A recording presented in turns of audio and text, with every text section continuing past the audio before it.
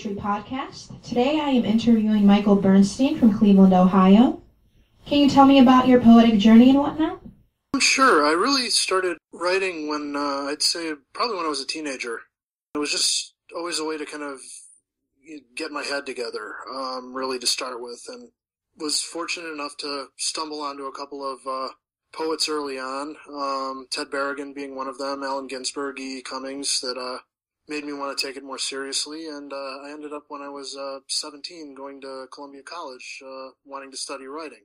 I had a great teacher there by the name of Paul Hoover, who really just, I feel, kind of taught me everything I needed to know and helped me become a lot more engaged with it. And since then, I've just been on the same path with it, trying to get as much stuff out there as I can, get better at what I do. That's great. Also, I got to collaborate with you with my poetry and your music. Can you tell me more about your musical aspect of your journey in life? Music's really been a lifelong love for me as well.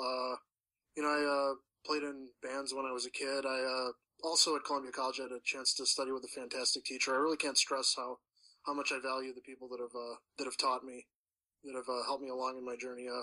Named Chuck Webb, and he's played with just about everybody. With Stevie Wonder. I mean, he was just one of the best players where I lived in Chicago, and he really helped me along. And I did kind of give it up for a few years. I really didn't play a whole lot, like in my later 20s. But since I moved to Cleveland, I've been really engaged with it again. I play with a jazz group, Rapid Transit Ensemble, and I'm also in a rock band called Flowers and Flames that I joined recently. And anyone wants to check that out, you can get our stuff on iTunes or Amazon, or just you can Google it.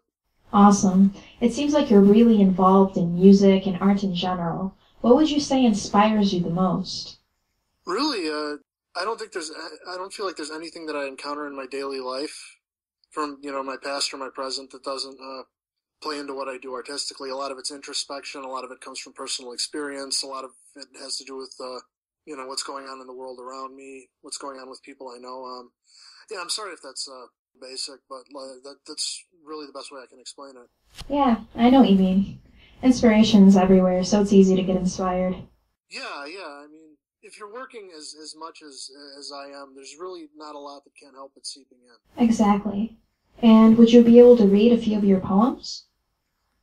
Certainly. Thank you. This is called Centrifuge. Here, where lust's dumb braille swells and shreds the tethers, haunts the air. Here, in unkempt viral dark, a fission growing, slays your name. Here, the gears slow to a crawl, a metastatic ultra bliss. Here, in every language swarms a soft refusal of the knife. Here, past menaced streets we lay with our platoon of tired gods. I absolutely loved the menaced streets part. I also enjoy the pauses in your work because that allows for the reader to think, let the ideas sink in as they listen to it. Yeah, that's really how I write. Like, my stance on the page, formatively, is kind of sparse. So I try to allow for the silence when I read. Can you read another piece? Sure. This is called Indelible. To place I turn, confounded, 6 gray sails against the whirl of day. Sworn off the cyclone, the lens lines up. The jackpot clatters, floods the sore. By cold, decay of flu, the body in its chance fling saunters, a compound angst of days. Beneath this bulblet mess, the cry for love is drunk, savage, and half drowned upon return. Today is done, its posture indelible tween boxcars and forest overrun. Drowsy and bright, we take back decades, sink the oars, 2 dead relics in the neon cave immense. Wow. Again, awesome imagery. Thank you.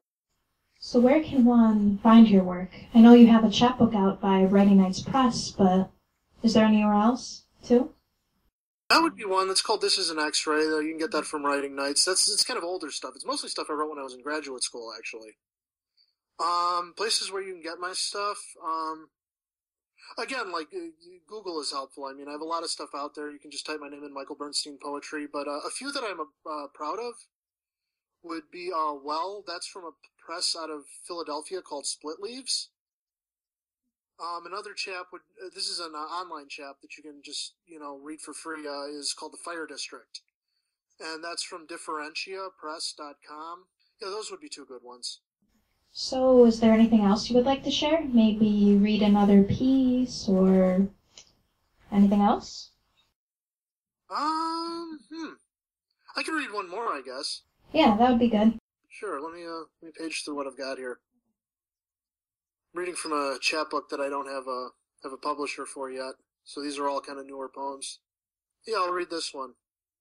It's called Rung of Faces. The night holds us to this erosion of sense, a ditto rung of faces, a joyous molten slur. The map bleached, your myth is vague and hides in coves of low-slung lights. Smoke, spittle, the neural drone of bugs, pushing towards erasure, a kiss to bisect skies. Excellent. Thank you. You're welcome. And thank you so much for taking the time to speak with me about poetry and music. I truly enjoyed it. Sure thing, anytime.